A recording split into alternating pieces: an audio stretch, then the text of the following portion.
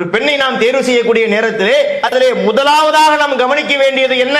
கொள்கை இருக்கின்றதா பார்க்க வேண்டும். இன்னைக்கு சமுதாயம் என்ன பார்க்கிறது? அழகை பார்க்கின்றார்கள். நல்ல அழகாக இருக்க வேண்டும், நல்ல கடலாக இருக்க வேண்டும். கொள்ளை அழகா என்று பார்ப்பவர்கள் கொள்கை அழகா என்று பார்ப்பதில்லை. அவங்களுக்கு என்ன?